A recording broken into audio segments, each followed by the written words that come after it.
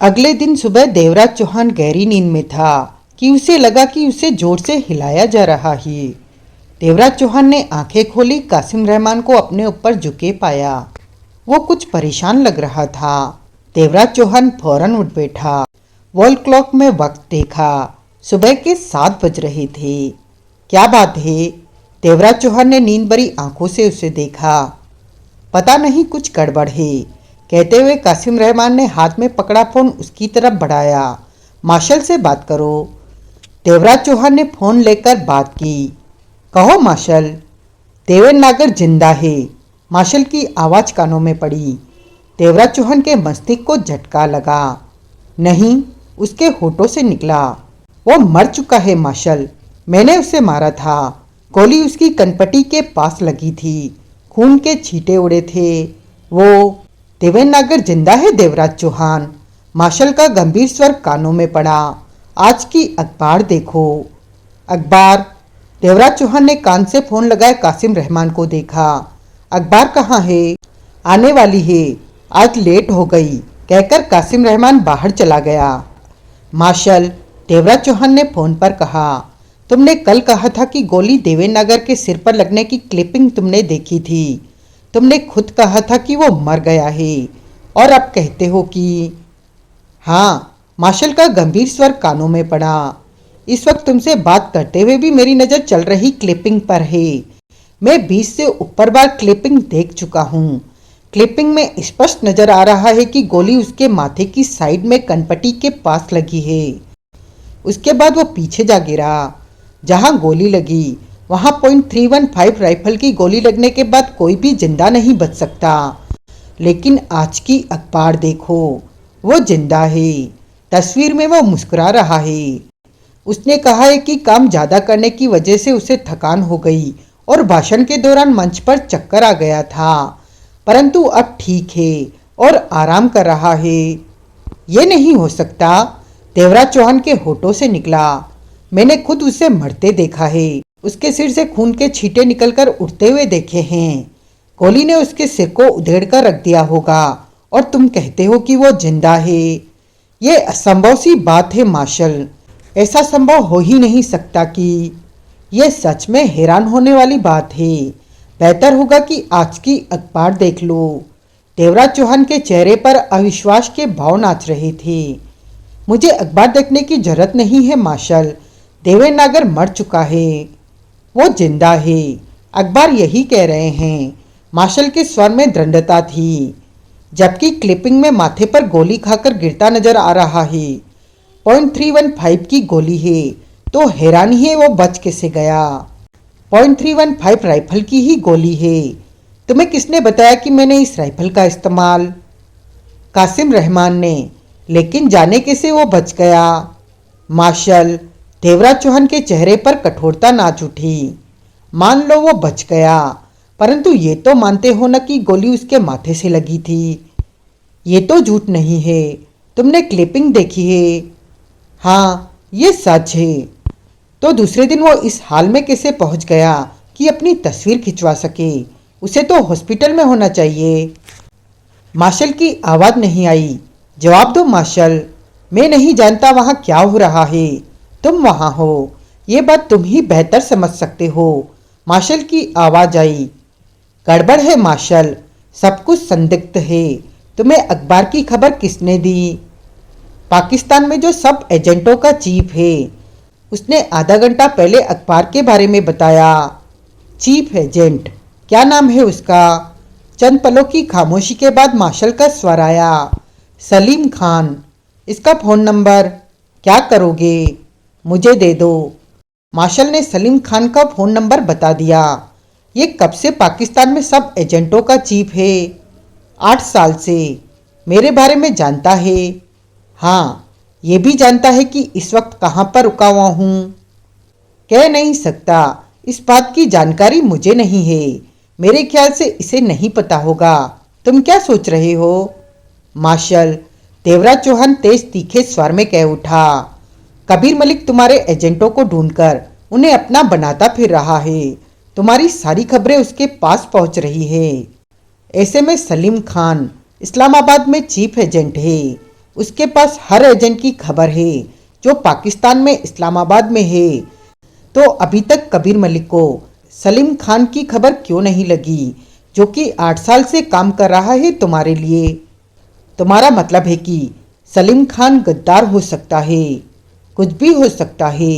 मेरे पास सोचने को ये भी है कि कबीर मलिक को तुम्हारे एजेंटों का कैसे पता चलता है, कैसे वो तुम्हारे एजेंटों को ढूंढ लेता है और उन्हें पैसा देकर अपने साथ मिला लेता है। सलीम खान के बारे में तुम अंधेरे में तीर चला रहे हो, तुम्हारे पास पक्का कुछ नहीं है। सही कहा। सलीम खान का जिक्र आते ही मैं इस तरफ सोचने लगा कि देवराज चौहान, मार्शल का स्वर शांत था। देवेन नागर के बारे में सोचो जो जिंदा बच गया है। मुझे अभी भी विश्वास नहीं कि वो जिंदा है। तो पता करो कि क्या उसका जिंदा होना कोई चाल तो नहीं। सलीम खान जानता था कि मैं देवेन नागर पर गोली चलाने वाला हूँ। हाँ, उसे खबर थी। क्या उसे ये भी पता था कि मैं कहाँ से देवेन नागर पर फायर करूँगा? ये मैं नहीं जानता। जो एजेंट उस वक्त तुम्हारे साथ था उसने बताया हो तो मैं कह नहीं सकता। इन सवालों के जवाब तुम्हें ही पाने हैं। लेकिन तुम सलीम खान के बारे में ज़्यादा क्यों सोच रहे हो? यहाँ के हालात में तुमसे ज़्यादा बेहतर समझने लगा हूँ मार्शल। देवराज चौहान ने एक एक शब्द पर जोर देकर कहा। कबीर मलिक तुम्हारे एजेंटों को ढूंढकर अपने साथ मिला लेता रहा है। ऐसे में 8 साल से इस्लामाबाद के चीफ एजेंट सलीम खान की खबर उसे क्यों नहीं लगी, जबकि कबीर मलिक यहाँ पर दमखम रखता है? ये बात मेरे लिए बहुत सोचने वाली है। शायद मैं तुम्हें न समझा सकूं, परंतु अभी भी भरोसा नहीं कि देवेन नागर जिंदा है। तुम अब वापस हिंदुस्तान नहीं आ रहे। अगर देवेन नागर मर चुका है तो ये बात तुम्हें भी पता चल जाएगी और मुझे भी। तब तुम वापस आ सकते हो, नहीं तो अपने काम को पूरा करो। और जगमोहन को तुम फिर पकड़ लोगे। वो आज़ाद रहेगा, परंतु हमारी नज़र में रहेगा। अगर तुम काम अधूरा छोड़कर लौटे तो हम जगमोहन को पकड़कर पुलिस के हवाले कर देंगे। जगमोहन की तरफ से नजरें हटा लो, मैं काम पूरा करके ही वापस आऊँगा। देवेन नागर उर्फ हाजी खान को जनता के सामने जिंदा दिखाना कोई चाल भी हो सकती है सरकारी तंत्र की। देवेन नागर उर्फ हाजी खान को जनता के सामने दिखाना कोई चाल भी हो सकती है सरकारी तंत्र की। ठीक है मार्शल, तुमसे फिर बात करूंगा, देवराज चौहान ने कहा और फोन बंद करके बेड पर रखा और बाथरूम में जाकर हाथ मुंह धोया। देवेन नागर जिंदा है, जबकि गोली उसकी कनपटी के पास लगी थी। इस बात ने देवराज चौहान को उलझन में डाल दिया। वो काम को खत्म समझ रहा था, जबकि काम वहीं का वहीं था। अब इन हालातों पर देवराज चौहान गंभीरता से सोचने लगा। सिगरेट सुलगा ली। देवेन नागर बच नहीं सकता था। वो बचा तो कैसे? नहीं, वो जिंदा नहीं हो सकता। देवराज चौहान देवेन नागर के जिंदा होने की बात पर सहमति नहीं हो रहा था। उसका दिमाग इस बारे में हाँ ही नहीं दे रहा था। कनपटी के पास गोली लगते और खून के छींटों को हवा में उड़ते टेलीस्कोप पर स्पष्ट देखा था। 315 की गोली ने सिर को खोलकर रख दिया होगा। फिर देवेन नागर जिंदा कैसे हो सकता है? वो जिंदा नहीं है। देवराज चौहान बड़बड़ा उठा। जानबूझकर उसके जिंदा होने की खबर फैलाई जा रही है। इससे सत्ताधारी पार्टी का कोई मतलब हल होता होगा या कोई और बात होगी। जो भी हो, देवेन नागर पक्का मर चुका है। इसके साथ ही देवराज चौहान की आंखों के सामने वो टेलीस्कोप नज़ारा उभरा जब देवेन नागर को गोली लगते देखी थी। उसी पल कदमों की आहटें उभरी और कासिम रहमान ने भीतर प्रवेश किया। हाथ में अखबार थमा था। अखबार बता रहा है कि वो जिंदा है। कासिम रहमान के स्वर में अजीब से भाव थे, जबकि ऐसा होना संभव नहीं। मैंने मंच के करीब रहकर उसे देखा है। गोली चलाने के बाद जब उसके गनमैन उसका चेहरा रुमाल से ढांपे एम्बुलेंस की तरफ ले जा रहे थे तो मैंने उसी वक्त महसूस कर लिया था कि वो मर चुका है। आज का अखबार कहता है कि कल शाम हाजी खान को छुट्टी दे दी गई। वो बिल्कुल ठीक है। ये देखो, उसकी हॉस्पिटल के बाहर की कल शाम की तस्वीर छपी है। देवराज चौहान ने अखबार लेकर तस्वीर देखी। हाजी खान मुस्कुराता, हाथ हिलाता हॉस्पिटल के बाहर खड़ा दिखा। देवराज चौहान देर तक देवेन नागर उर्फ हाजी खान की तस्वीर देखता रहा। असंभव, ये जिंदा नहीं हो सकता। देवराज चौहान बड़बड़ा उठा। ये जिंदा है। ये तस्वीर कल शाम की है। कासिम रहमान अभी तक हैरान था। देवराज चौहान ने अखबार एक तरफ फेंककर कासिम रहमान से कहा, कासिम, मान लो मेरा निशाना थोड़ा सा चूक गया। मान लो कहा है मैंने। गोली सिर में खरोच बनाती निकल गई तो तब भी तस्वीर में इसके माथे या सिर पर पट्टी बंदी होनी चाहिए। निशाना कहाँ चुका? मैंने ढेर सारा खून देखा था। जब रुमाल चेहरे पर डाले हाजी खान को एम्बुलेंस में डाला जा रहा था तो रुमाल पूरी तरह खून से डूब चुका था। तुम ठीक कहते हो कि मान लो। गोली सिर से रगड़ बनाते निकल गई। इतना खून तो निकला तो गांव पर पट्टी होनी चाहिए, जबकि तस्वीर में ये बिल्कुल फ्रेश दिख रहा है। समझ में नहीं आता कि किस बात को सच मानूं, अखबार को सच मानूं या जो मैंने अपनी आंखों से देखा उसे सच मानूं। तुम मेरी कही बात को सच मानो। देवराज चौहान के होठ बिछ गए। तुम्हारी बात? उसकी कनपटी के पास से माथे पर गोली घसी थी और मैंने खून के छींटे हवा में उड़ते देखे थे। इस स्थिति में जिंदा बचा नहीं रह सकता। वो उस वक्त नीचे गिरने तक मर गया होगा क्योंकि गोली .315 बोर की थी। देवराज चौहान के स्वर में दृढ़ता भरी हुई थी। टेलीस्कोप से मैंने खुद गोली लगती देखी थी। राइफल ने सही काम किया था। मेरा निशाना भी नहीं चुका था। तुम मेरी बात मानो कि वो जिंदा बचा हो ही नहीं सकता। लेकिन वो जिंदा है देवराज चौहान। कल शाम की ली उसकी तस्वीर अखबार के फ्रंट पेज पर छपी है। हॉस्पिटल के बाहर अखबार वाले, टीवी न्यूज़ वाले मौजूद थे। वो सब उसके जिंदा होने के गवाह हैं। बारी गड़बड़ है। देवराज चौहान सख्त स्वर में कह उठा। क्या गड़बड़ हो सकती है? यही तो समझ में नहीं आ रहा। मैं तुम्हारी बात से सहमत हूँ क्योंकि मैंने कल शाम उसका इतना खून निकले देखा था कि वो ठीक नहीं हो सकता इतनी जल्दी। परंतु तस्वीर में वो ऐसा दिख रहा है जैसे उसे कुछ हुआ ही न हो। हे अल्लाह, मुझे तो कुछ समझ में ही नहीं आ रहा। ये करिश्मे जैसे हालात कैसे पैदा हो सकते हैं? हाजी खान मर के कैसे जिंदा हो सकता है? ये चमत्कार नहीं, कोई गड़बड़ है। देवराज चौहान ने कहा। टीवी ऑन करो और मुझे चाय दो। अब हालात उससे भी बुरे हो चुके हैं। जब मैं पाकिस्तान आया था मैं तो सोच रहा था कि कबीर मलिक को मैंने चोट दी है तुमसे दूसरी राइफल लेकर, परंतु कबीर मलिक जाने कैसे मुझे चोट दे गया। सब कुछ हैरान परेशान करने वाला है। कासिम रहमान ने टीवी ऑन किया और कमरे से चला गया। टीवी पर न्यूज़ चैनल लगा था। लगातार खबरें आ रही थी। देवराज चौहान ने व्याकुलता भरे अंदाज में नई सिगरेट सुलगा ली। अभी हाजी खान से वास्ता रखती कोई खबर नहीं आ रही थी। देवराज चौहान ने आंखें बंद कर ली। सोचों में डूबा कष्ट लेता रहा। 10 मिनट बाद कासिम रहमान चाय लेकर आया तो उसने आंखें खोली। हाजी खान की कोई खबर न्यूज में आई? उसने पूछा। नहीं। देवराज चौहान ने चाय का प्याला थामा और घूंट भरा। अब क्या करोगे? कासिम रहमान कुर्सी पर बैठता बोला। वही करूँगा जो पहले कर रहा था। देवराज चौहान ने दृढ़ स्वर में कहा। देवेनागर को मौत दूंगा। वो मरकर फिर से जिंदा हो गया तो? इस पार की तरह देवराज चौहान के चेहरे पर जहरीली मुस्कान उभरी। कासिम रहमान ने सहमति से सिर हिलाया। देखूंगा, देवराज चौहान ने सोच भरे स्वर में कहा। इस बार क्या होता है? कुछ तो पक्का गड़बड़ है। इस गड़बड़ को भी जानना होगा कि आखिर हो क्या रहा है। देवेनागर किस चक्कर में है और कर क्या रहा है? वो जल्दी ही प्रधानमंत्री बन सकता है। वर्तमान प्रधानमंत्री भ्रष्टाचार के आरोप की वजह से किसी भी दिन इस्तीफा दे सकते हैं, प्रधानमंत्री का पद छोड़ सकते हैं। तब पार्टी हाजी खान को ही प्रधानमंत्री बनाएगी। तभी देवराज चौहान का मोबाइल बज उठा।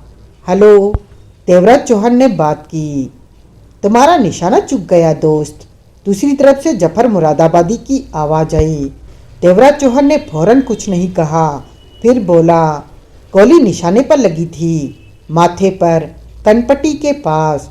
ऐसा होता तो वो जिंदा न होता। यही बात मुझे समझ में नहीं आ रही कि गोली लगने के बाद भी वो जिंदा कैसे है। गोली लगी होती तो तब बात बनती। गोली लगी उसे, देवराज चौहान ने दृढ़ स्वर में कहा। लगी होती तो वो जिंदा क्यों होता? .315 बोर की गोली बहुत घातक होती है। निशाना चूक गया तुम्हारा। देवराज चौहान के होठ भींच गए। फिर बोला, उसका खून निकला था। निकला होगा, मुझे खबर नहीं। तब मैं नींद लेने की तैयारी में था। अखबार में पढ़ा कि थकान की वजह से उसे चक्कर आ गया था, वो गिर पड़ा। अखबारों में खून का कोई जिक्र नहीं। मेरी बात तुम्हें समझ में नहीं आएगी। मुख्य बात तो यह है कि तुम उसे मार नहीं सके। जफर मुरादाबादी की आवाज़ आई। लेकिन मुझे इस बात की खुशी है कि तुम वहाँ से जिंदा निकल आए। रात भर कबीर मलिक के आदमी तुम्हें ढूंढते रहे। तुम कहाँ गायब हो गए थे? मैं वहीं था, उसी होटल में, परंतु वो लोग मुझे ढूंढ नहीं पाए। देवराज चौहान शांत स्वर में बोला। तुम वहीं थे। हैरानी है कि तब भी तुम बचे रहे। तुम्हें अब भी ढूंढा जा रहा है। तुम्हारी वजह से मैं बचकर निकल सका। अगर तुम पहले ही मुझे सतर्क न करते तो। छोड़ो इन बातों को। अगर तुम हाजी खान को शूट कर देते तो मुझे और खुशी होती। तुमने अपने मोबाइल से ही फ़ोन किया है ना? हाँ, क्यों? मुझे दोबारा तुमसे बात करने की जरूरत होगी दोस्त। फ़ोन कर सकता हूँ ना? देवराज चौहान ने कहा। कर लेना, वो सोचने के बाद बोला। परंतु ज़्यादा बार फ़ोन मत करना, मैं व्यस्त रहता हूँ। इस बात का मैं ध्यान रखूँगा। दोनों की बातचीत समाप्त हो गई। देवराज चौहान ने फ़ोन बंद किया। ये वही था जिसके बारे में तुमने बताया था कि वो कबीर मलिक का आदमी है। और वही था, देवराज चौहान ने कहा। क्या कह रहा था? कह रहा था कि मैं निशाना नहीं लगा सका। हाजी खान जिंदा बच गया। वो नहीं जानता कि निशाना सही लगा था। हाजी खान अब जिंदा कैसे दिख रहा है, ये समझ से बाहर है। तभी टीवी पर हाजी खान का नाम लिया गया। दोनों की निगाह टीवी पर गई। अगले ही पल हाजी खान मुस्कुराता हुआ टीवी पर दिखा। वो बिल्कुल ठीक दिख रहा था। कहीं पर भी गांव या चोट जैसी कोई बात नहीं थी। वो रिपोर्टर के सवाल के जवाब में बता रहा था कि अब वो बिल्कुल ठीक है। कल थकान की वजह से चक्कर सा आ गया था।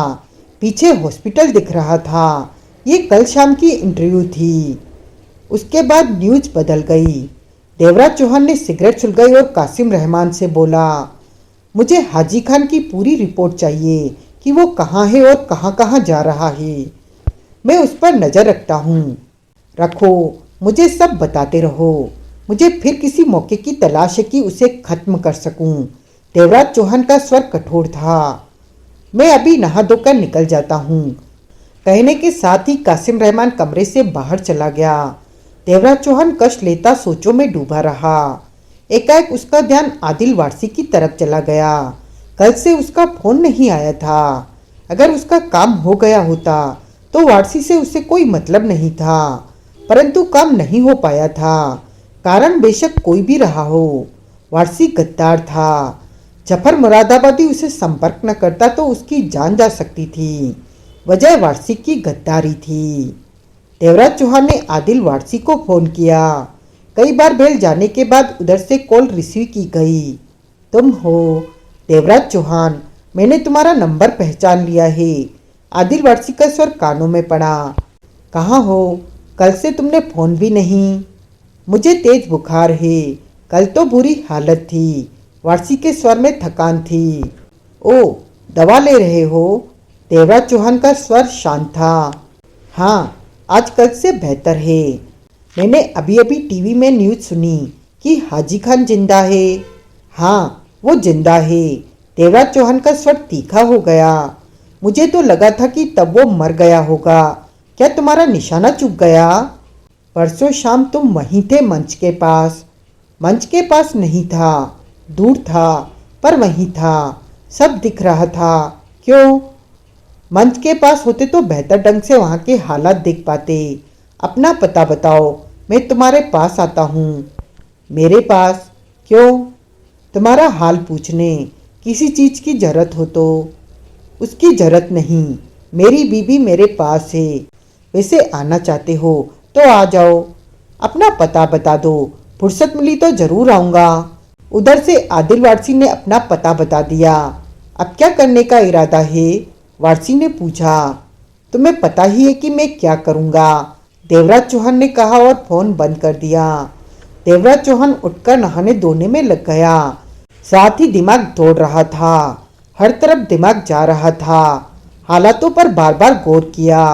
देवराज चौहान के सामने सबसे बड़ा सवाल ये ठहर गया कि कबीर मलिक मार्शल के एजेंटों की पहचान कैसे कर लेता है।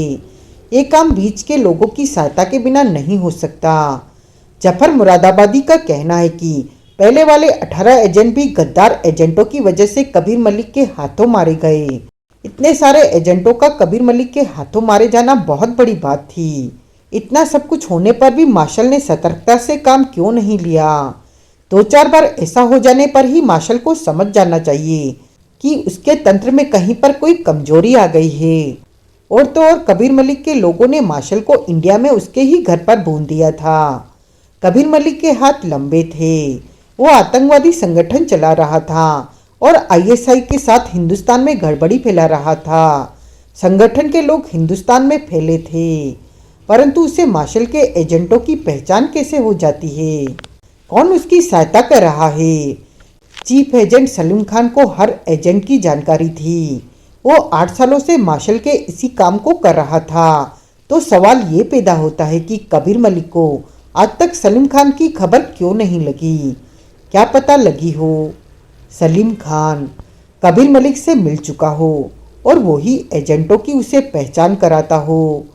तब कबीर मलिक के लोग पैसा दिखाकर, ताकत दिखाकर, डर दिखाकर उस एजेंट को अपने साथ मिला लेते हों। एजेंट भी खुशी में या मजबूरी में कबीर मलिक का साथ दे देता हो, कबीर मलिक का साथ देना स्वीकार कर लेता हो। ये भी तो हो सकता है कि उन 18 एजेंटों के आने की खबर सलीम खान ने कबीर मलिक को दी हो। मार्शल पाकिस्तान में कोई कदम उठाता है तो सबसे पहले खबर सलीम खान को दी जाती है, क्योंकि वो इस्लामाबाद स्थित एजेंटों का चीफ है। सब एजेंट उसके कंट्रोल में रहते हैं। एजेंट भी कुछ करते हैं तो उसकी रिपोर्ट सलीम खान को होती है। देवराज चौहान नहा धोकर हटा ही था कि तैयार हुआ कासिम रहमान उसके पास पहुंचा। नाश्ता तैयार कर दिया है बेगम ने, करोगे? देवराज चौहान ने सहमति से सिर हिलाया। कासिम रहमान ऊपर ही नाश्ता ले आया। दोनों नाश्ता करने लगे। दाल के पराठे थे, दही के साथ। पराठों में पाकिस्तानी मसालों की महक थी। सलीम खान को कितना जानते हो? देवराज चौहान ने पूछा। कौन सलीम खान? कासिम रहमान ने खाते हुए उसे देखा। इस नाम के किसी व्यक्ति को नहीं जानते? जानता हूँ, मेरे 2 पहचान वालों का यही नाम है, परंतु तुम किस सलीम खान की बात कर रहे हो? समझा नहीं। मतलब कि तुम उसका नाम नहीं जानते? किसका? देवराज चौहान कुछ पल चुप रहकर बोला। इस्लामाबाद में तुम लोगों का कोई चीफ है। हाँ है, लेकिन मैं उसका नाम नहीं जानता।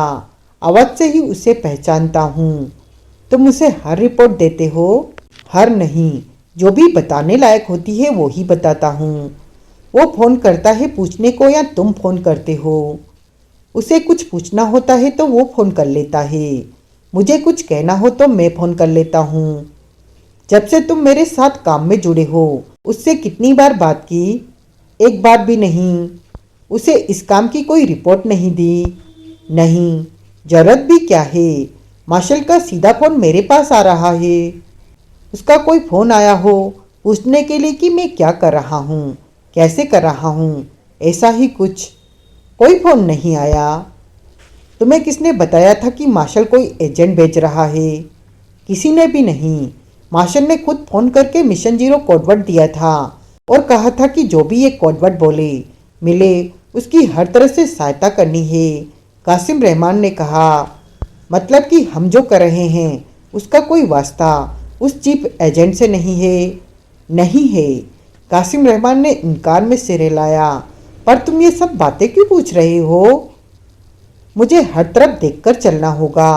मैंने 2 एजेंटों से संपर्क किया तो उसमें से एक गद्दार निकला। अब मैं अन्य एजेंटों से संपर्क करने में हिचकिचा रहा हूँ, जबकि अब मुझे उन लोगों की जरूरत है। तुम्हें लगता है कि वो भी गद्दार हो सकते हैं? नहीं हो सकते क्या? कह नहीं सकता, परंतु सारे गद्दार नहीं हो सकते। लेकिन एक आध भी कबीर मलिक से मिला हुआ हो तो तुम्हारी जान खतरे में पड़ सकती है। कासिम रहमान ने गंभीर स्वर में कहा। इसमें तुम्हें सतर्कता से काम लेना होगा। दोनों ने नाश्ता समाप्त किया। कासिम रहमान की बेटी ने पराठे देने और पानी देने के लिए 2 बार चक्कर लगाए। कबीर मलिक देवेंद्र नागर की इतनी परवाह क्यों करता है? वो क्यों देवेंद्र नागर को बचाने में लगा है? दोनों में गहरी झंती है। अब इसके आगे की बात तो मैं नहीं जानता, कासिम रहमान ने कहा। मैं हाजी खान पर नज़र रखने जा रहा हूँ। पहले तो ये छानबीन करनी होगी कि इस वक्त वो है कहाँ पर। शायद अपने बंगले पर ही हो। देखता हूँ तुम अब क्या करोगे। मैंने अभी तय नहीं किया कि मुझे अब किस तरह काम करना है। कासिम रहमान चला गया। देवराज चौहान कमरे में ही रहा। टीवी चल रहा था। रिमोट उठाकर देवराज चौहान ने चैनल बदला और अन्य न्यूज़ चैनल पर लगा लिया कि तभी ठिठका। वहाँ हाजी खान पत्रकारों को इंटरव्यू दे रहा था। उसके कहने में वही बात थी कि थकान की वजह से चक्कर आया, परंतु देवराज चौहान की आंखें सिकुड़ती चली गई थी। ठिठका सा टीवी स्क्रीन पर नजर आ रहे देवेंद्र नागर को देखता रहा। देवेंद्र नागर का हाव भाव उसे पहचाना सा लगा। उसका हाथ हिलाने का अंदाज, बोलते हुए गर्दन हिलाने का ढंग, उसका मुस्कुराने का अंदाज, बातों के दौरान कंधों को हिलाना, सब कुछ उसे जाना पहचाना सा लगा। देवराज चौहान को लगा कि इसे पहले से ही जानता है, परंतु देवेंद्र नागर को इससे पहले उसने कभी नहीं देखा था। लेकिन देवराज चौहान को उसका हर अंदाज देखा वाला लग रहा था, जैसे कि उसे बरसों से जानता हो। उसका हर ढंग पहचाना सा लग रहा था। किसका अंदाज था ये? देवराज चौहान को याद नहीं आया। कम से कम उसे इस बात का तो यकीन था कि देवेंद्र नागर से वो कभी नहीं मिला। अगले ही पल न्यूज़ बदल गई। देवराज चौहान की सोचें आदिल वारसी पर चली गई। आदिल वारसी सामान्य ढंग से बात कर रहा था। उसकी बातों से ये जाहिर नहीं होता था कि वो उससे बचता फिर रहा है। पता मांगा तो फौरन दे दिया, लेकिन देवराज चौहान उस राइफल को भी नहीं भूला था जिससे सही निशाना नहीं लिया जा सकता था। जो राइफल उसे वारसी ने ही दी थी। जफर मुरादाबादी उसे सतर्क न करता तो शायद अब तक जिंदा भी नहीं होता। वारसी कबीर मलिक से मिला हुआ था। ये भी तो संभव है कि वो आदिल वारसी से मिलने उसके घर पर पहुंचे और कबीर मलिक के लोग उसके इंतजार में उस मकान पर नजर रखे हुए हों। इन हालातों में आदिल वारसी पर भरोसा नहीं किया जा सकता था। तभी देवराज चौहान का फोन बज उठा। देवराज चौहान ने स्क्रीन पर आया नंबर देखा। वो कोई नया नंबर था। हेलो, देवराज चौहान ने बात की। देवराज चौहान हो तुम? अनजानी आवाज़ उसके कानों में पड़ी। हाँ, देवराज चौहान मन ही मन सतर्क हुआ। तुम कौन हो? सलीम खान। वो आवाज़ पुनः कानों में पड़ी। मार्शल ने कुछ देर पहले ही तुम्हें मेरा नाम बताया है। देवराज चौहान के होठ सिकुड़े। पहचान लिया मुझे? हाँ, कहो। तुम्हारे काम की खबर है मेरे पास। मार्शल ने कहा कि इस मामले में तुम्हारी सहायता कर सकता हूँ तो ज़रूर करूँ। तब तक मेरे पास तुम्हारे लिए खबर भी तैयार हो चुकी थी, तब तुम्हें फ़ोन किया। खबर बोलो। बोलने वाली खबर नहीं है, तुम्हें मिलना होगा। अभी सिनेमा के बाहर पहुँचो। मेरा आना जरूरी है, फ़ोन पर बातचीत नहीं हो सकती, देवराज चौहान ने सोच भरे स्वर में कहा।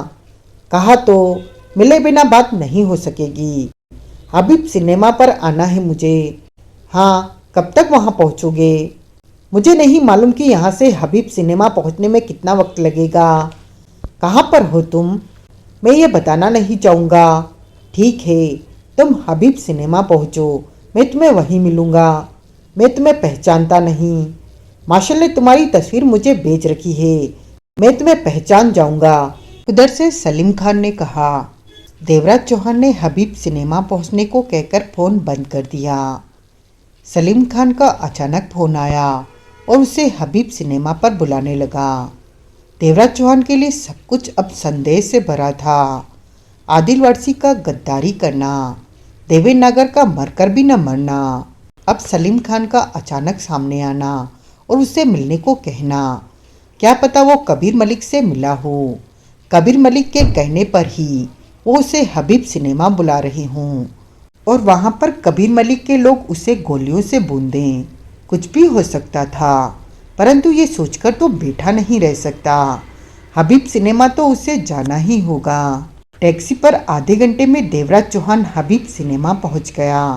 दिन के 12 बज रहे थे।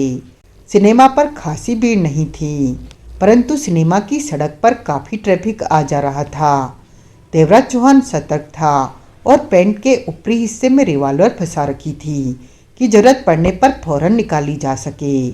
15 मिनट देवराज चौहान वहां टहलता रहा कि एकाएक ठिठक गया। सड़क की तरफ से आते एक आदमी को उसने अपनी तरफ बढ़ते पाया। वो 50 बरस का था, 5 फुट 10 इंच के आसपास हाइट थी, क्लीन शेव था, सिर के बाल छोटे थे, उसने पठानी सूट पहन रखा था। वो गंभीर स्वभाव का लग रहा था। सीधा देवराज चौहान के पास आकर बोला, मैं सलीम खान हूँ। तो अपने पर गोलियां बरसने की आशंका बेकार रही थी। तुमने मुझे पहचान लिया। देवराज चौहान का स्वर सामान्य था। मार्शल की भेजी तस्वीर से पहचानने में आसानी हुई। यहाँ से चलो, सलीम खान बोला। कहाँ? सामने सड़क किनारे मेरी कार खड़ी है, तुम्हें कहीं ले जाना है। कहाँ? तुम सवाल बहुत करते हो, आओ मेरे साथ। देवराज चौहान फिर आशंका में पड़ गया कि इसके साथ जाकर खतरे में तो नहीं फंस रहा। दोनों सड़क किनारे खड़ी कार में जा बैठे। सलीम खान ने स्टीयरिंग संभाला, देवराज चौहान बगल में बैठा तो कार आगे बढ़ गई। सड़क पर जाते ट्रैफिक का हिस्सा बन गई। तुम मुझे कुछ बताने वाले थे, देवराज चौहान ने कहा। हाँ, बताने जा रहा हूँ। तो आदिल वारसी गद्दार है, मार्शल को तुमने यही इशारा किया था। सही समझे तुम। मुझे पूरी बात बताओ। तुम्हें बताऊं, जबकि वारसी के गद्दार होने के बाद मुझे किसी पर भी विश्वास नहीं रहा। इस वक्त इस्लामाबाद में भी तुम किसी के भरोसे पर ही हो। सब गद्दार नहीं होते। तुम जानते हो कि मैं किसके पास रह रहा हूँ? नहीं जानता। मार्शल से पूछा तो यही जवाब मिला कि तुमसे पूछ लूँ। मुझे वारसी की गद्दारी का खुलासा हाल बताओ। देवराज चौहान ने सारी बात बताई। जफर मुरादाबादी के बारे में भी बताया, परंतु उसका नाम और कबीर मलिक के यहाँ ओहदा नहीं बताया ताकि उसकी पहचान न हो सके। सब कुछ सुनने के बाद सलीम खान ने गंभीर स्वर में कहा, आदिल वारसी ने गलत काम किया, इसकी उसे सजा मिलेगी। देवराज चौहान चुप रहा। जब तुमने हाजी खान पर गोली चलाई तो मेरे 2 एजेंट मंच के पास थे। मैंने उन्हें वहां पर नजर रखने पर लगाया था। तुम्हें किससे खबर थी कि मैं उस शाम में मैं मार्शल के संपर्क में था, सलीम खान बोला। मेरे उन 2 एजेंटों में से एक एजेंट ने मुझे तभी फ़ोन पर खबर दे दी थी कि हाजी खान के माथे पर कनपट्टी के पास गोली लगी है और वो मर गया है। ये बात मंच पर नजर रखने वाला तुम्हारा एजेंट बोला, देवराज चौहान ने पूछा। हाँ, जब हाजी खान को एम्बुलेंस में डालकर हॉस्पिटल ले जाया गया तो वो दोनों एजेंट भी वहां पहुंच गए और नज़र रखने लगे हालातों पर, परंतु हॉस्पिटल की तरफ से हाजी खान की मृत्यु की घोषणा नहीं हुई। तब तक हॉस्पिटल में कई बड़े नेता, बड़े लोग, जिनमें कबीर मलिक भी शामिल था, वहां पहुंचा। रात 12 बजे के करीब एक एजेंट की नज़र हॉस्पिटल के उस कमरे से स्ट्रेचर पर किसी को लेटाए निकालते ले जाते देखा तो वो स्ट्रेचर के पीछे लग गया, क्योंकि उस कमरे में तो हाजी खान को रखा गया था। हॉस्पिटल के वो लोग स्ट्रेचर को लिफ्ट से नीचे लाए और हॉस्पिटल के पीछे वाले हिस्से में पहुंचकर वहां खड़ी एक एम्बुलेंस में स्ट्रेचर पर पड़े शरीर को डाला और एम्बुलेंस वहां से चल पड़ी। फिर मेरे एजेंट के पास तब पीछा करने का कोई इंतजाम नहीं था। उसने फ़ोन पर मुझे खबर दी। अब आगे बात पता करना मेरा काम था कि एम्बुलेंस किसे लेकर गई, कहाँ गई। मेरे एजेंट का कहना था कि स्ट्रेचर से जिस व्यक्ति को उठाकर एम्बुलेंस में डाला गया वो मृत शरीर था, सलीम खान ने गंभीर स्वर में कहा। देवराज चौहान की सिकुड़ चुकी निगाह सलीम खान पर जा टिकी। फिर तुमने क्या किया, क्या पता लगाया? मैंने कल का दिन ये सब क्या हुआ था पता करने में लगाया। उस एम्बुलेंस वाले दोनों आदमियों को पकड़ा जो उस मृत शरीर को चोरी छुपे कहीं ले गए थे। पहले तो वो इस बारे में कोई बात करने को ही तैयार नहीं थे। मैंने उन्हें नोट दिखाए, दोनों को 5-5 हजार दिए। तब उन्होंने बताया कि हॉस्पिटल से मृत शरीर उन्हें दिया गया था कि उसे कहीं दफन कर दें। मुंह बंद रखने की हिदायत दी गई। ये सब मेडिकल सुपरिटेंडेंट ने कहा था करने को। उन दोनों ने रोशनपुरा रोड पर बने कब्रिस्तान में उस शरीर को दफन कर दिया। तब वहां जाकर मैंने पता कर लिया कि रात को, आधी रात को कहां पर किसी को दफन किया गया है। ये काम आसान नहीं था। कब्रिस्तान का चौकीदार बताने को तैयार नहीं था। 5,000 उसे देकर बताने को तैयार किया तो उसने ताजी बंद की गई कब्र के बारे में बता दिया। उसे 5,000 और दिए गए हैं ताकि उस कब्र को खोदकर दफन व्यक्ति का चेहरा तुम्हें दिखा सकूं। इस वक्त मेरे दो लोग रोशनपुरा रोड के कब्रिस्तान में यही काम कर रहे हैं। तो हम वहीं जा रहे हैं? देवराज चौहान ने पूछा। हाँ, तुम वो मुझे क्यों दिखाना चाहते हो? तुमने शायद मेरी बात ध्यान से नहीं सुनी। जिस कमरे में, हॉस्पिटल के कमरे में हाजी खान को लाकर रखा गया था, उसी कमरे से किसी का मृत शरीर को स्ट्रेचर पर निकाला गया, जो कि खामोशी से गायब करवा दिया गया। सवाल ये उठता है कि वो किसका मृत शरीर है, जबकि मेरे एजेंटों ने तुम्हारी गोली से हाजी खान को मरते देखा, परंतु अगले दिन से ही हाजी खान के ठीक होने की खबर आने लगी। मरने के बाद हाजी खान जिंदा कैसे हो गया, ये बहुत बड़ा सवाल है।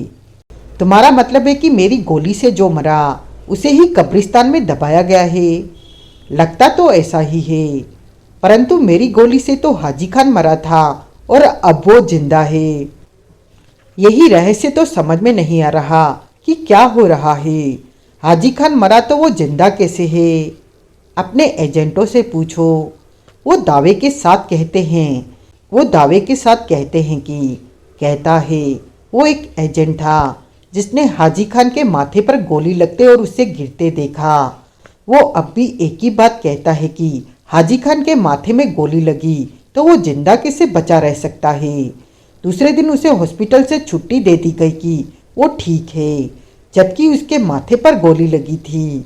सलीम खान के स्वर में सख्ती आ गई। तो तुम क्या सोचते हो कि क्या हुआ होगा या क्या हो रहा है?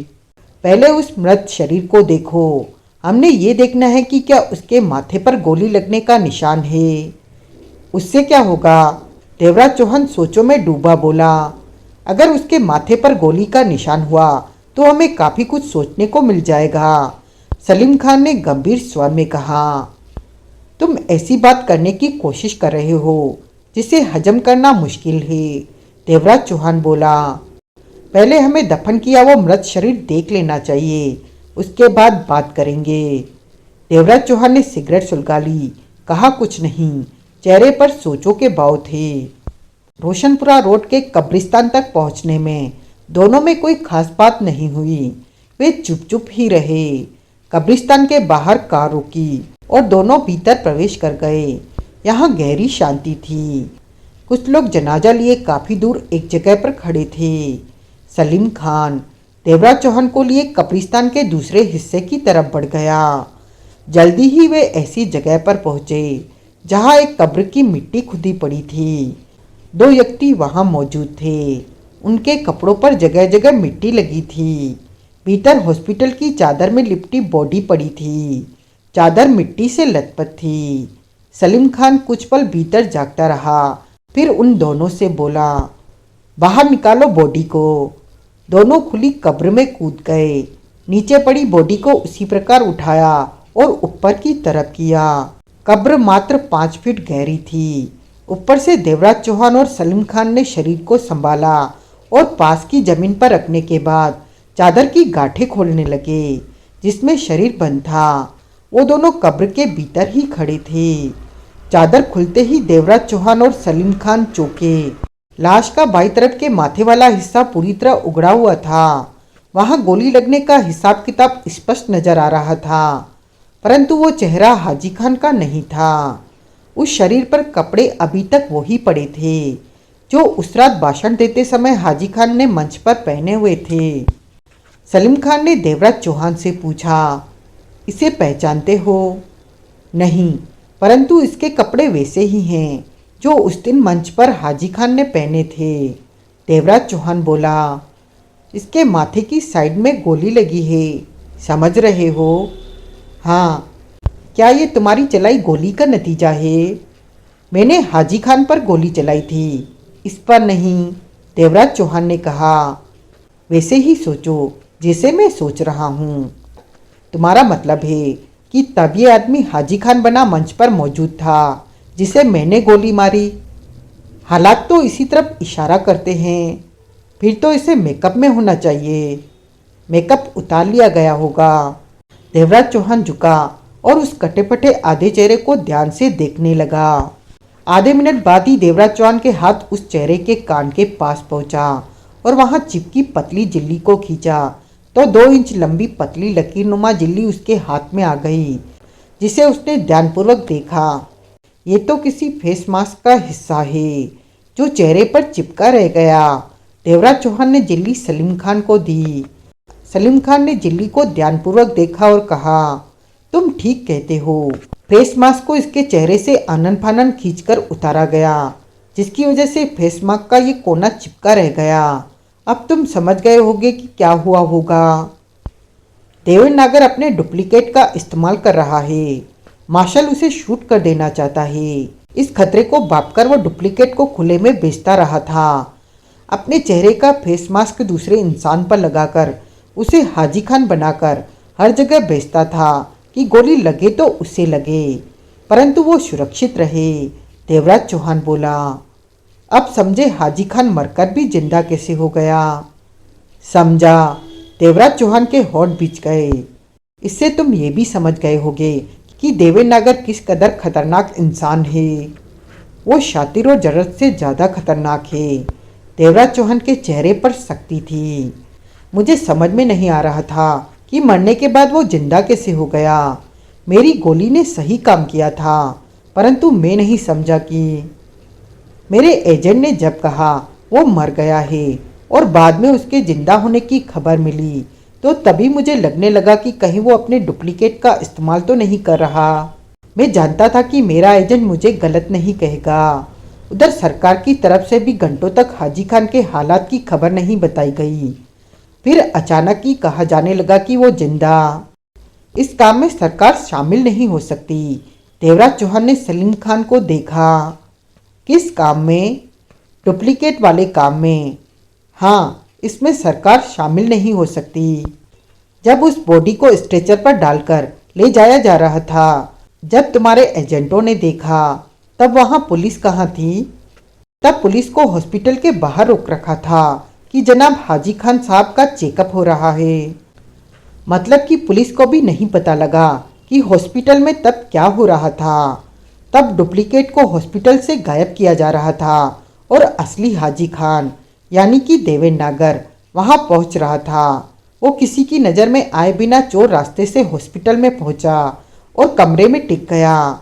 उसके बाद उससे हॉस्पिटल आए लोग मिल सकें। सबने देखा कि वो ठीक हैं।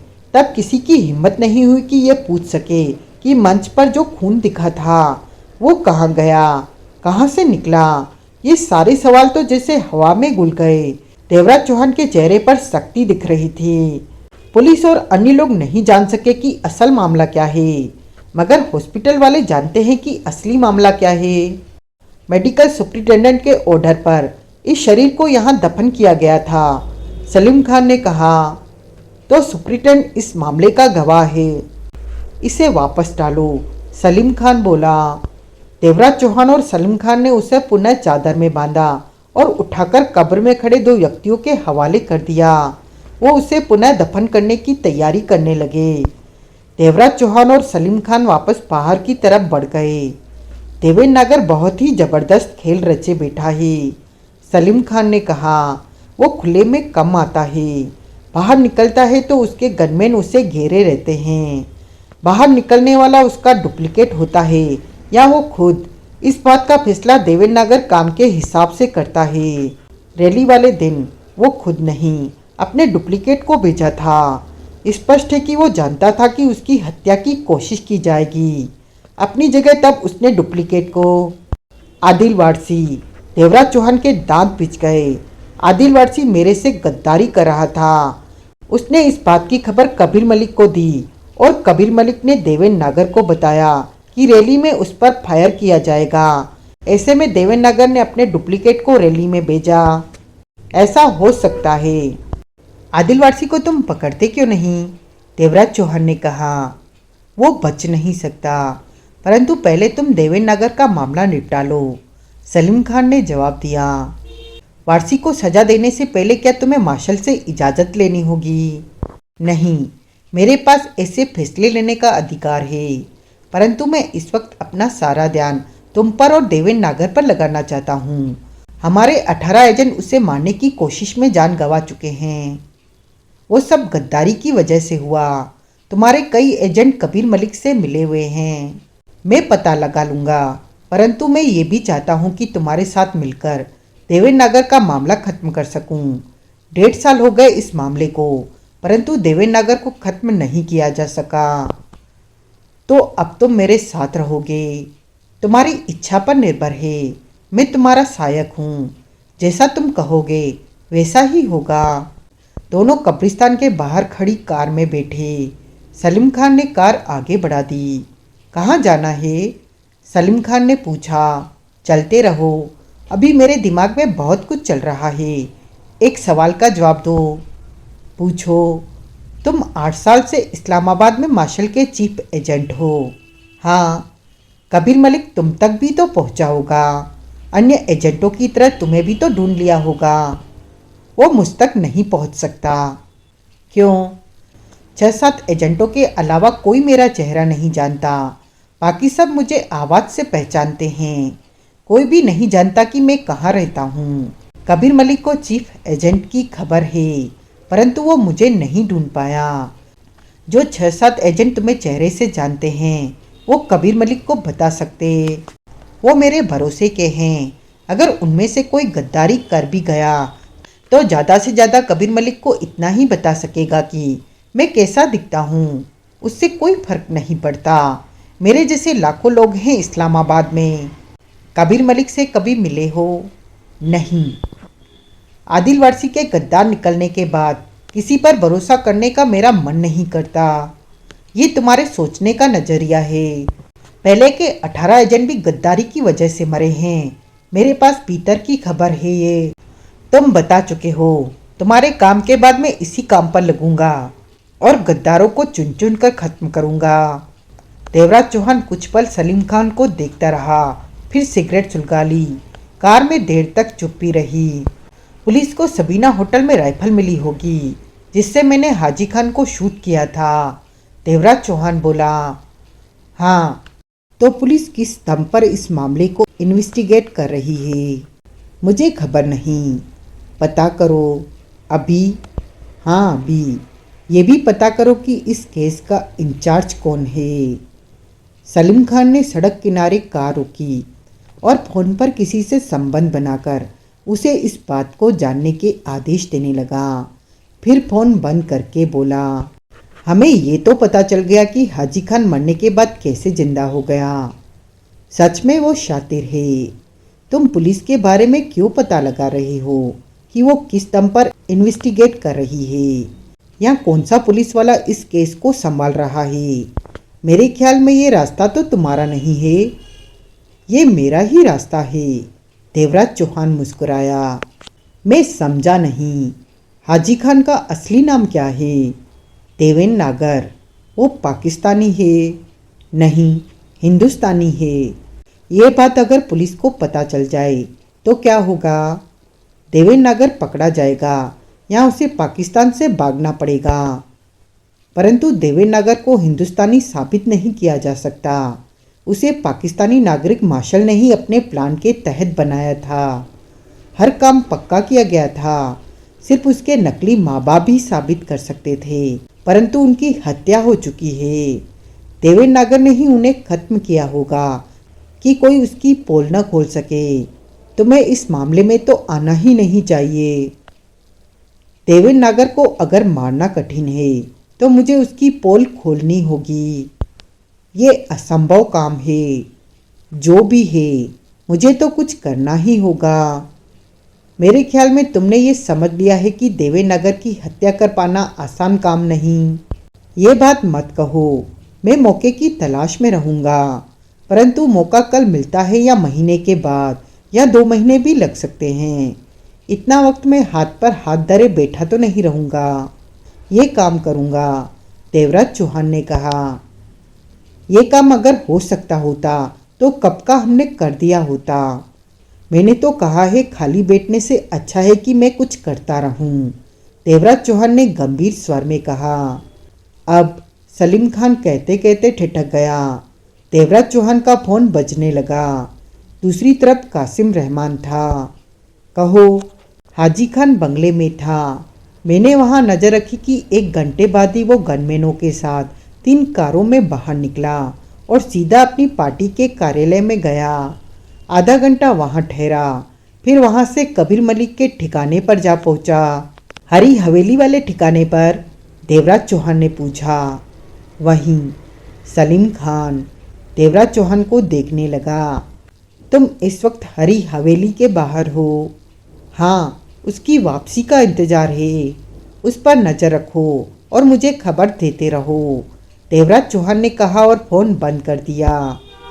हरी हवेली तो कबीर मलिक की है, सलीम खान कह उठा। वो ही देवेनगर हरी हवेली पहुंचा है, कबीर मलिक के पास।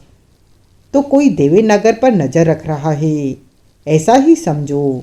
देवेनगर और कबीर मलिक में कैसा रिश्ता है, तुम क्या जानते हो? दोनों में गहरी पड़ती है। किस आधार पर? देवराज चौहान ने सलीम खान को देखा। पता नहीं, पर दोस्ती नहीं हो सकती। क्यों नहीं हो सकती? क्षणिक सोच के बाद सलीम खान ने कहा। देवेनगर की तरफ से बेशक दोस्ती हो सकती है, परंतु कबीर मलिक की तरफ से दोस्ती नहीं हो सकती। वजह? कबीर मलिक जमाते बिला नाम के संगठन का मालिक है। उसका संगठन आईएसआई के साथ मिलकर हिंदुस्तान में कार्रवाइयाँ कर रहा है, दहशत फैला रहा है। कबीर मलिक बहुत व्यस्त इंसान है। दोस्ती जैसी बातों के लिए उसके पास वक्त नहीं होगा। तो देवेनगर के साथ इतना मिलना जुलना क्यों है? कबीर मलिक उसका बहुत ध्यान रखता है। कोई बात तो होगी, तुमने पता नहीं किया। पता हो ही नहीं सकता। कबीर मलिक की बात को जान पाना आसान नहीं। इसी तरह देवेनगर की बात भी बाहर नहीं आती। वो हर वक्त गनमैनों से घिरा ही रहता है, सलीम खान ने सिर हिलाकर कहा। कल शाम देवेनगर हॉस्पिटल से निकला और आज वो कबीर मलिक के पास जा पहुंचा, देवराज चौहान बोला। सलीम खान चुप रहा। तुमने अपना कोई एजेंट कबीर मलिक के संगठन में नहीं घुसेड़ा? कोई फायदा नहीं। नए लोगों को कबीर मलिक अपने करीब आने नहीं देता। पुराने बनने में सालों लग जाएंगे। इस तरह मार्शल का कोई मतलब हल नहीं होगा, सलीम खान ने कहा। कबीर मलिक का संगठन आईएसआई के साथ मिलकर हिंदुस्तान में आतंक फैला रहा है। तुम लोग यहाँ खामोश हो। मार्शल का काम है हमें हुक्म देना। मार्शल चुप है तो वो ही जाने भीतर की क्या बात है। सलीम का मोबाइल बज उठा। हेलो। हाँ, ठीक है, ठीक है, कहने के साथ ही उसने फ़ोन बंद किया और देवराज चौहान से बोला। मेरे एजेंट ने बताया है कि हाजी खान का मामला हाई प्रोफाइल होने के कारण पुलिस कमिश्नर गाजी मोहम्मद के हवाले किया गया है। गाजी मोहम्मद इस्लामाबाद के वेस्ट जोन का कमिश्नर है, लेकिन ये पता नहीं लग सका अभी कि गाजी मोहम्मद किस बात की जांच कर रहा है। पुलिस कमिश्नर गाजी मोहम्मद से मैंने मिलना है, देवराज चौहान ने कहा। क्यों? मुझे उससे काम है। जानते हो तुम्हारे लिए कितना खतरनाक होगा उससे मिलना। तुम चोरी छिपे सीमा पार करके पाकिस्तान में। मैं उसके ऑफिस में मिलने नहीं जा रहा। तुमसे कह रहा हूँ कि कोई इंतजाम करो कि पुलिस कमिश्नर काजी मोहम्मद से मेरी मुलाकात हो जाए। उसे रास्ते में रोको, उसे घर से उठाओ, उसका अपहरण करो, जैसे भी हो उससे मेरी मुलाकात होनी चाहिए। ये ज़रूरी काम है तुम्हारे लिए। इस तरह तुम मेरी काफ़ी सहायता कर दोगे। तुम्हारे मन में क्या है? सलीम खान ने उलझन भरे स्वर में पूछा। ये मत पूछो, तुम मेरी और गाजी मोहम्मद की मुलाकात का कैसे भी इंतजाम कराओ। सलीम खान के चेहरे पर गंभीरता दिख रही थी। कब तक काम होगा ये? देवराज चौहान ने पूछा। कह नहीं सकता, तुम्हें फ़ोन करके बता दूंगा। इस काम को आसान मत समझो। ठीक है, मुझे किसी टैक्सी स्टैंड पर उतार दो। मुझे तुम्हारे फ़ोन का इंतज़ार रहेगा। 10 मिनट बाद ही एक टैक्सी स्टैंड पर देवराज चौहान उतर गया। सलीम खान कार लिए चला गया। इसी पल कासिम रहमान का फ़ोन आया। मैं हरी हवेली के बाहर हूँ। हाजी खान आधा घंटा भीतर रहकर बाहर निकला है। वो तो चला गया, पर मेरी टैक्सी में कुछ प्रॉब्लम आ गई थी। वो स्टार्ट नहीं हुई। मैं उसके पीछे नहीं जा सका। 5 मिनट पहले ही कबीर मलिक एक कार में हरी हवेली के भीतर गया है। कासिम रहमान की आवाज़ कानों में पड़ी। तुम्हारा मतलब है कि जब देवेन नागर भीतर गया तो कबीर मलिक भीतर नहीं था? नहीं था। वो देवेन नगर के चले जाने के 5-10 मिनट बाद पहुंचा। मैंने उसे कार के पीछे वाली सीट पर बैठे देखा और कार भीतर चली गई। फाटक बंद हो गया। ठीक है, देवराज चौहान ने सोच भरे स्वर में कहा। तुमसे फिर बात करूंगा। पर हाजी खान तो मेरी नज़रों से निकल गया। कल फिर इसी तरह उस पर नज़र रखना। कहने के साथ ही देवराज चौहान ने फ़ोन बंद किया और जफर मुरादाबादी का नंबर मिलाया। 2 बार मिलाने पर नंबर लगा। उधर बेल गई। हेलो। जफर मुरादाबादी का स्वर कानों में पड़ा। मैं हूँ दोस्त। पहचाना? पहचाना जनाब। जफर मुरादाबादी का स्वर शांत था। अभी अभी हाजी खान हरी हवेली आया था। तुम वहीं पर हो? देवराज चौहान ने पूछा। वहीं पर हूँ, और तुमने जो कहा वो सही है। वो आया था और चला भी गया।